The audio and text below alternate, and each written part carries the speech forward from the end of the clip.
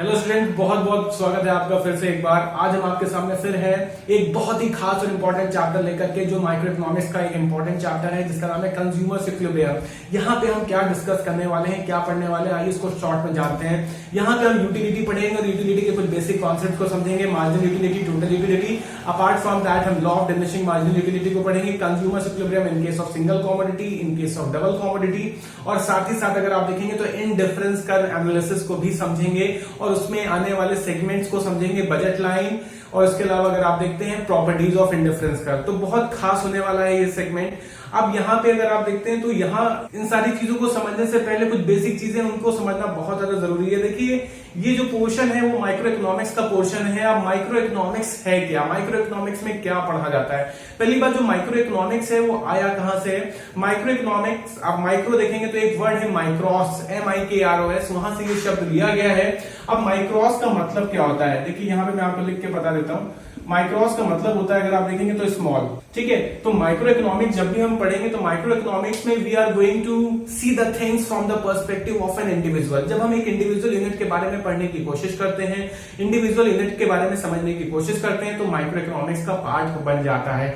अब इंडिविजुअल क्या, एक इंसान के नजरिए से जब हम देखेंगे कि एक इंडिविजुअल की डिमांड कितनी है, एक प्रोड्यूसर की सप्लाई कितनी है, एक फर्म कितना प्रोड्यूस कर रही है, जहां पे एक शब्द लगता है इंडिविजुअल फर्म की बात होती है या इंडिविजुअल किसी इंसान की बात होती है, तो वो माइक्रो इकोनॉमिक्स बन जाता है। मैक्रो इकोनॉमिक्स जो आप क्लास 12th में या सीनियर क्लासेस में पढ़ते हैं, वो पूरी इकोनॉमी की स्टडी होती है। तो मैक्रो और माइक्रो के बीच में डिफरेंस खाली इतना है कि माइक्रो, MICRO जो है वो स्मॉल स्केल पे आती है, वो इंडिविजुअल के पर्सपेक्टिव से पढ़ा जाता है। जब हम मैक्रो में चले जाते हैं तो we are going to study the economy as a whole. जब हम पूरी कंट्री के बारे में बात करेंगे, पूरी कंट्री की प्रॉब्लम को समझेंगे या पूरी कंट्री से रिलेटेड चीजों को समझने की कोशिश करेंगे, तो वो मैक्रो इकोनॉमिक्स में चला जाता है। जैसे अगर आप देखेंगे तो problem of unemployment, full employment, national income, aggregate demand, ये सारा मैक्रो इकोनॉमिक्स का पार्ट है। अब जब उसी में ही आप इंडिविजुअल डिमांड, इंडिविजुअल सप्लाई, इन सबको जब पढ़ेंगे तो वो माइक्रो इकोनॉमिक्स का पार्ट है। होप सो आपको समझ में आ गया होगा ये। अब आ जाते हैं चैप्टर में। देखिए चैप्टर में हमें क्या चीज समझनी है। ये माइक्रो इकोनॉमिक जो है वो खाली दो लोगों के पर्सपेक्टिव से पढ़ी जाती है, एक है हमारा प्रोड्यूसर और दूसरा है हमारा कंज्यूमर। तो कुछ चैप्टर्स आपको देखने को मिलेंगे माइक्रो इकोनॉमिक्स के अंदर जो प्रोड्यूसर्स के नजरिए से पढ़ेंगे, जो प्रोड्यूसर्स के पर्सपेक्टिव से हम सोचेंगे और उसके नजरिए से देखने की कोशिश करेंगे।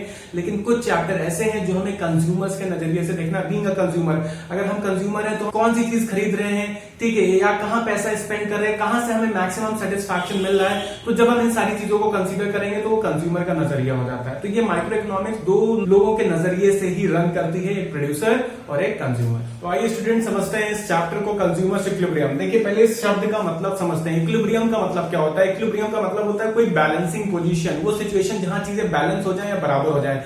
कंज्यूमर इक्विलिब्रियम का क्या मतलब है? कंज्यूमर इक्विलिब्रियम का मतलब ये होता है कि कंज्यूमर जितना पैसा मार्केट में खर्च कर रहा है, उस पैसे को खर्च करके उसको कितना सेटिस्फैक्शन मिल रहा है। अगर उसका जितना अमाउंट वो स्पेंड कर रहा है और वो उसके सेटिस्फैक्शन के इक्विवेलेंट हो जाता है, तो वो हो जाती है सिचुएशन कंज्यूमर इक्विलिब्रियम। मान लेते हैं आपको 100 यूटिल का सेटिस्फैक्शन चाहिए, या बेसिकली अगर आप देखें तो जितना पैसा कंज्यूमर ने खर्च करा और अगर उसको उसके अकॉर्डिंग ही सेटिस्फैक्शन मिल रहा है, तो ये सिचुएशन हो जाएगी balancing, that will become the equilibrium. ठीक है, अब समझ लेते हैं सबसे पहले हु इज द कंज्यूमर। हम सब, आप और दुनिया के सारे लोग ही कंज्यूमर है, इतना आप समझ लीजिए। और कंज्यूमर का मेन मकसद क्या है?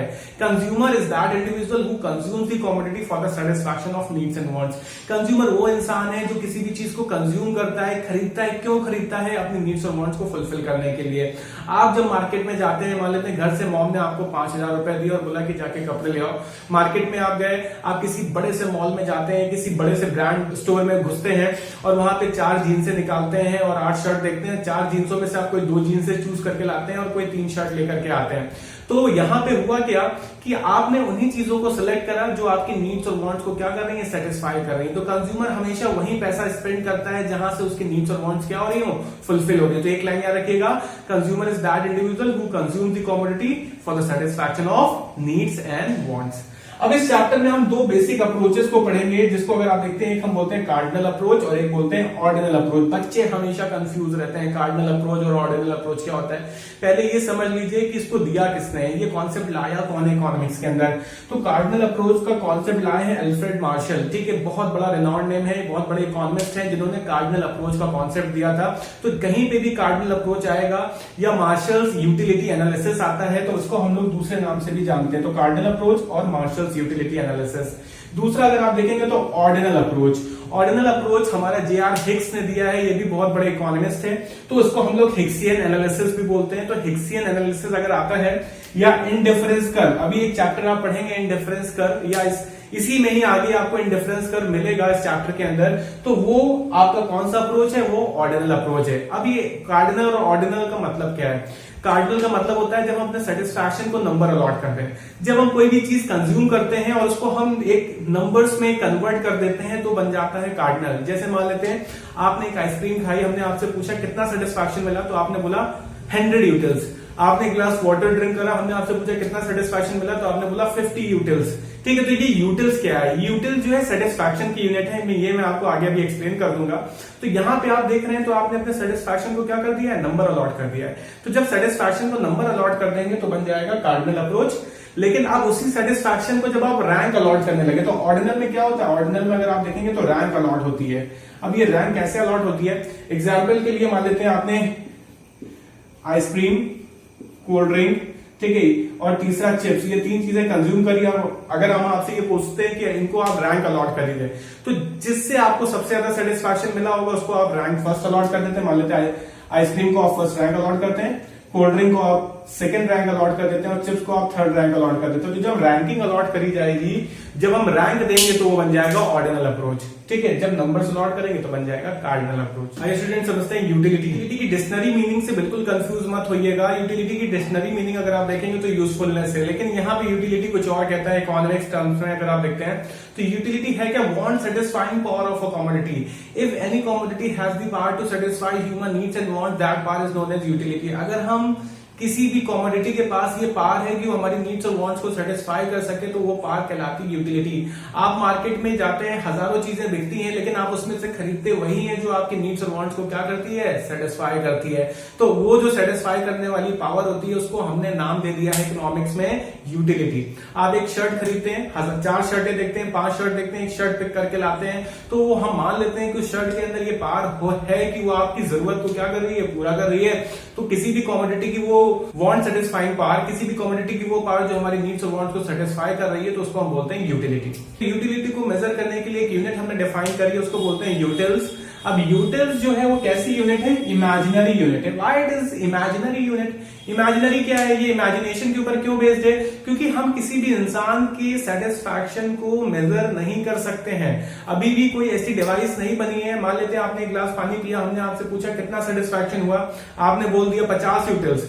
तो जो आपने बोला है वो हमें मानना पड़ेगा। हमारे पास ऐसी कोई डिवाइस नहीं है कि हम आपके सेटिस्फैक्शन लेवल को मेजर कर सके। तो utility is totally depend upon the imagination, क्योंकि अभी भी उसको जज कर पाना, मेजर कर पाना, इंसान की इच्छा शक्ति को मेजर कर पाना, that is not at all possible. तो ये इसको हम मेजर करते हैं यूटिल्स, और यूटिल्स कैसी यूनिट है, इमेजिनरी यूनिट है। होप सो आपको इतना क्लियर हो गया होगा। आगे हम बढ़ते हैं कॉन्सेप्ट्स। कॉन्सेप्ट्स में अगर आप देखेंगे तो सबसे पहला इनिशियल, ये आपके बुक में दिया नहीं गया तो भी मैं आपको एक लिंक करके बता देता हूं। इनिशियल यूटिलिटी क्या होता है, इनिशियल का मतलब ही होता है स्टार्ट। ठीक है, स्टार्टिंग। स्टार्टिंग कहने का मतलब जब हम किसी भी कमोडिटी का पहला पार्ट कंज्यूम करते हैं और पहले पार्ट से जो सेटिस्फैक्शन रिसीव होता है वो कहलाता है इनिशियल। मान लेते हैं बहुत ज्यादा प्यास लगी है आपको, आप स्कूल में बैठे हैं, आपने 4 पेट से पानी नहीं पिया, घर आते हैं, फ्रिज खोलते हैं, पानी की बोतल निकालते हैं, जैसे ही पानी का पहला ग्लास ऑफ वाटर आप सिप करते हैं तो उससे जो सेटिस्फैक्शन आपको मिलता है वो हमेशा हाईएस्ट होगा, उसको हम इनिशियल यूटिलिटी का नाम देते हैं। तो किसी भी कमोडिटी का जब पहला पार्ट कंज्यूम करेंगे तो उससे जो सेटिस्फैक्शन मिलेगा वो हो जाता है इनिशियल, और इनिशियल यूटिलिटी से जो सेटिस्फैक्शन मिलता है वो हमेशा कैसा होता है, मैक्सिमम। ठीक है, याद रखिएगा। इसके बाद आता है मार्जिनल। मार्जिनल वर्ड का मतलब ही एडिशनल होता है या चेंज होता है। इकोनॉमिक्स में मार्जिनल कई जगह आएगा, marginal revenue, marginal cost, marginal production. ठीक है, तो मार्जिनल वर्ड कहीं पे भी आएगा, मार्जिनल अपॉर्चुनिटी कॉस्ट। ठीक है, तो अगर आप देखेंगे तो मार्जिनल वर्ड हमेशा एडिशनल को या चेंज को रिफ्लेक्ट करता है या बताता है। अब यहाँ पे क्या है, मान लेते हैं यहाँ पे आपने पहला ग्लास ऑफ वाटर ड्रिंक करा, उससे जो सेटिस्फैक्शन मिला वो बहुत ज्यादा था। तो जब पहले के बाद अब दूसरा ग्लास ऑफ वाटर ड्रिंक करेंगे तो दूसरा क्या होगा, पहले के कंपैरिजन में एडिशनल होगा। जब आप तीसरा ग्लास ऑफ वाटर ड्रिंक करेंगे वो दूसरे के कंपैरिजन में एडिशनल होगा। तो जब हम एक एडिशनल कमोडिटी को कंज्यूम करते हैं और उस एडिशनल कमोडिटी से जो सेटिस्फैक्शन हमें डिराइव होता है वो कहलाता है मार्जिनल यूटिलिटी। इसीलिए मार्जिनल यूटिलिटी का जो फॉर्मूला बनता है वो होता है MUN = TUN - TUN - 1। अब ये TU जो है ये टोटल यूटिलिटी को रेफर कर रहा है। ये कैसे कैलकुलेट करा जाता है ये मैं अभी आपको बता दूंगा। और N जो है ये नंबर ऑफ यूनिट्स कंज्यूम्ड इसको रेफर करता है। ठीक है, तो कंफ्यूज मत होइएगा, फॉर्मूला बस याद रखिएगा TUN - TUN - 1। ठीक है, तो मार्जिन मतलब क्या होता है, एडिशनल। इसके बाद टोटल यूटिलिटी तो समझ में आ ही रहा होगा। मान लेते हैं आपने total 4 glass of water consume करा, 4 ग्लास ऑफ वाटर आपने ड्रिंक करा, तो पहले से कुछ सेटिस्फैक्शन मिला होगा, दूसरे से कुछ सेटिस्फैक्शन मिला होगा, तीसरे से कुछ मिला होगा, चौथे से। तो जब हम चारों से मिलने वाले एडिशनल सेटिस्फैक्शन को हम ऐड कर देते हैं तो बन जाता है टोटल। तो टोटल यूटिलिटी मतलब होता है the total satisfaction received by the consumer after consuming all the parts of a commodity. मान लेते हैं आपने पिज्जा ऑर्डर करा, पिज्जा जैसे ही आता है तो अगर आप उसका पहला बाइट जब कंज्यूम करेंगे उससे जो सेटिस्फैक्शन मिलेगा, ठीक है, वो आपका इनिशियल हो जाएगा। दूसरा जब कंज्यूम करेंगे तो पहले के कंपैरिजन में दूसरा आपका एडिशनल रहेगा। ठीक है, तीसरा कंज्यूम करेंगे तो दूसरे के कंपैरिजन में तीसरा एडिशनल रहेगा। तो जब एडिशनल पूछा जाएगा तो वो हो जाएगा मार्जिनल। जब टोटल पूछा जाएगा तो चारों से मिलने वाले सेटिस्फैक्शन को जब हम ऐड कर देंगे, चारों से मिलने वाले एडिशनल सेटिस्फैक्शन को ऐड कर देंगे, then it becomes the total. इसीलिए टोटल का जो फॉर्मूला होता है वो होता है TU = सिग्मा। सिग्मा का मतलब ही होता है एडिशन, मतलब एडिशनल सेटिस्फैक्शन को जब हम ऐड करते चले जाते हैं तो बन जाता है टोटल यूटिलिटी। तो ये कॉन्सेप्ट आपको क्लियर हो गया होगा, होप सो। आइए स्टूडेंट्स, एक एग्जांपल के थ्रू मैं आपको समझाता हूं कि कैलकुलेशन कैसे करा जाएगा। अगर आपके सामने न्यूमेरिकल आ जाता है तो आप कैलकुलेट कैसे करने वाले हैं। देखिए, यूनिट दी हुई है 6 तक, हमें टोटल यूटिलिटी दिया हुआ है। मार्जिनल यूटिलिटी का फॉर्मूला मैंने आपको बताया था, मार्जिन मतलब होता है एडिशनल। फॉर्मूला क्या है, TUN - TUN - 1। अब अगर आप देखेंगे तो पहले भी कितना दिया हुआ है, 20। ठीक है, तो जब फर्स्ट यूनिट पे 20 है तो आपका मार्जिनल यूटिलिटी भी 20 आ जाएगा, क्योंकि इससे ऊपर कुछ नहीं है तो उसको 0 मानेंगे और 20 - 0 अगर हम करेंगे तो 20 हो जाएगा। TUN - TUN - 1 का मतलब कैसा होता है, अब देखिए कैसे कैलकुलेट करा जाता है ये। इसका मतलब होता है कि बड़ी यूनिट में से हम छोटी यूनिट के सेटिस्फैक्शन को माइनस कर देंगे। TUN कहने का मतलब है TUN - TUN - 1 का मतलब है, अब देखिए यहाँ पे अगर हम सेकेंड यूनिट रखते हैं तो सेकेंड यूनिट ये हो जाएगा आपका TU2, N-1 हो जाएगा, 2 - 1 कितना होता है, 1। अब टोटल यूटिलिटी का अगर आप सेटिस्फैक्शन देखते हैं तो ये कितना है, 36।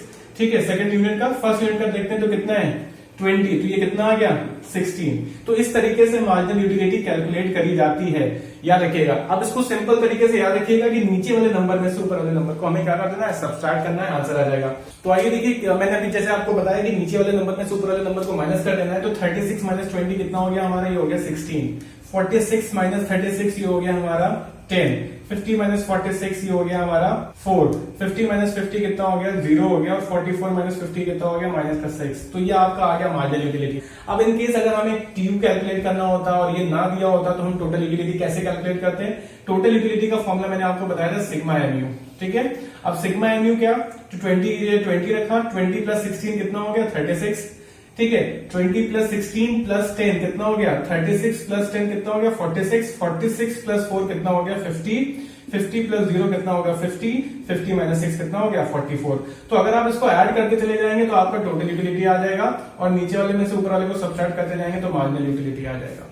स्टूडेंट्स, अब हम समझने वाले हैं बहुत इंपॉर्टेंट कॉन्सेप्ट को, जिसको हम law of diminishing marginal utility बोलते हैं। अब law of diminishing marginal utility को कई नामों से जाना जा सकता है, कई नामों से जाना जाता है। जैसे अगर आप देखेंगे तो फंडामेंटल साइकोलॉजिकल लॉ भी बोलते हैं, लॉ ऑफ सेटिस्फैक्शन भी बोलते हैं, गूजन्स फर्स्ट लॉ भी बोलते हैं, क्योंकि इस लॉ को एक जर्मन इकोनॉमिस्ट हैं H.H. गूजन, उन्होंने दिया था। तो इसको हम लोग गूजन्स फर्स्ट लॉ के नाम से भी जानते हैं। एक नाम है लॉ ऑफ सेटिस्फैक्शन लिख दिया है। देखिए लॉ क्या कहता है, इसको समझते हैं। लॉ कहता है as we consume more and more unit of a same commodity the additional satisfaction derived from each successive unit goes on diminishing. जैसे ही हम किसी भी प्रोडक्ट का एक एडिशनल पार्ट कंज्यूम करते चले जाते हैं तो उससे होने वाला सेटिस्फैक्शन क्या होता है, कम होता चला जाता है। एग्जाम्पल के लिए अगर आप पहला ग्लास ऑफ वाटर ड्रिंक करते हैं और उससे जो आपको सेटिस्फैक्शन मिलेगा वो बहुत ज्यादा होगा। फिर दूसरा ग्लास ऑफ वाटर ड्रिंक करते हैं, सेटिस्फैक्शन कम, तीसरे पे और कम, और चौथे पे पूरी तरीके से सेटिस्फाई हो जाएंगे। तो यही देखिए यहाँ पे बताया गया, जब आप पहली यूनिट कंज्यूम करते हैं तो सेटिस्फैक्शन जो एडिशनल सेटिस्फैक्शन था वो 20 का था, दूसरे पे कम होकर 16 का हो गया, तीसरे पे 10 का हो गया, चौथे पे 4 का, और पांचवे पे आप पूरी तरीके से सेटिस्फाई हो जाते हैं। तो जिस पॉइंट पे कंज्यूमर पूरी तरीके से सेटिस्फाई हो जाता है उसको हम बोलते हैं पॉइंट ऑफ सैचुरेशन और पॉइंट ऑफ सेटाइटी। याद रखिएगा, पॉइंट ऑफ सैचुरेशन वो पॉइंट है जहां कंज्यूमर पूरी तरीके से सेटिस्फाई हो जाता है। इसके बाद हमने नेगेटिव दिखाया है, मतलब अगर उसके बाद भी अगर कंज्यूमर कमोडिटी को कंज्यूम करता चला जाता है तो ये हाइपोथेटिकल चीज है कि कंज्यूमर एक नेगेटिव यूटिलिटी में चला जाएगा, ठीक है, उसका सेटिस्फैक्शन ऑलमोस्ट नेगेटिव हो जाएगा। अब इसको अगर हम डायग्राम के थ्रू प्लॉट करना चाहते हैं तो कैसे प्लॉट करना है? देखिए, डायग्राम का एक बेस हम आपको बता दे रहे हैं कि डायग्राम में जब भी यूनिट्स आएगी तो यूनिट्स हम हमेशा नीचे वाले एक्सेस पे प्लॉट करते हैं। नीचे वाला एक्सेस हमारा एक्स एक्सेस होता है और ऊपर वाला एक्सेस हमारा वाई एक्सेस होता है। तो यूनिट्स हमेशा एक्स एक्सिस पे ही प्लॉट होगी। जब आप डिमांड पढ़ेंगे, सप्लाई पढ़ेंगे, कोई भी चैप्टर पढ़ेंगे, जहां यूनिट्स आएंगी तो आपको नीचे की तरफ प्लॉट करना है, और बाकी सारी चीजें जो होती है वो हमेशा वाई एक्सिस पे जाती है। प्राइस, कॉस्ट, रेवेन्यू, जहां पे रुपीज भी आता है वो हमेशा वाई एक्सिस पे जाता है। अब देखें कैसे प्लॉट करेंगे। यूनिट्स में क्या दिया है? 1 2 3 4 5 6, तो हमने एक्स एक्सिस पे 1 2 3 4 5 6 बना लिया। Gapping should be equal, 1 centimetre का स्केल से नाप के गैप बनाइएगा, क्योंकि डायग्राम जितना अच्छा होगा उतने ज्यादा नंबर आपको मिलेंगे। Economics is all about the diagram, तो डायग्राम पे परफेक्शन लेके आना है, ठीक है। तो 1 सेंटीमीटर के गैप पे बना दिया। यहां पे आप देखेंगे तो 20 16 10 4 दिया हुआ है, तो आपको कोई ऐसा स्केल लेना है जो इक्विवेलेंट हो, जो बराबर हो। तो स्केल का अगर आप देखें तो हमने 4 4 का ले लिया है। अगर आप 2 का ले रहे हैं तो फिर इस तरीके से लिखेगा 2 4 6 8 10 करके। अब अगर हमने 4 का लिया तो 4 8 12 16 20, हमें ये नंबर नहीं उतारने हैं, सीधे सीधे हमें गैपिंग इक्वल करके चलानी है यहाँ पे। तो 20 तक इधर। अब इसके बाद हमारे पास एक 6 में कितना है? -6 है, तो एक हमने -6 को प्लॉट करने के लिए नेगेटिव एक्सिस पे दिया, तो ये -4 हो गया, -8 हो गया। अब प्लॉट कैसे करना है? एक पे कितना है? 20, तो 1 पे अगर आप देखेंगे तो हमने पहला पॉइंट यहाँ पे लगा दिया 20, 2 पे कितना है? 16, तो 2 पे 16 अगर आप देखेंगे तो ये हो गया, 3 पे 10 आपका ये हो गया। इसके बाद 4 पे आपका कितना दिया है? 4 दिया है, तो 4 पे 4 ये हो गया। 5 पे 0 दिया है, तो 5 पे 0 आपका यहाँ टच कर जाएगा। और 6 पे अगर आप देखेंगे तो 6 पे आपका -6 है, तो -6 -4 के बीच में आएगा, तो ये आपका -6 का ये -6 हो गया। इस लाइन को आपको ज्वाइन कर देना है। ये लाइन जो है ये मार्जिनल यूटिलिटी की लाइन है। अगर आप देखेंगे तो ये एक पॉइंट पे टच करेगी आके, जिसको हम इस पॉइंट पे आपका मार्जिनल यूटिलिटी क्या हो रहा है? अगर आप देखेंगे तो इस पॉइंट पे आपका मार्जिनल यूटिलिटी जो है ये 0 हो रहा है, ठीक है। अब 5th पे अगर आप देखेंगे तो मार्जिनल यूटिलिटी क्या है? 0, और इस पॉइंट को हम क्या बोलेंगे?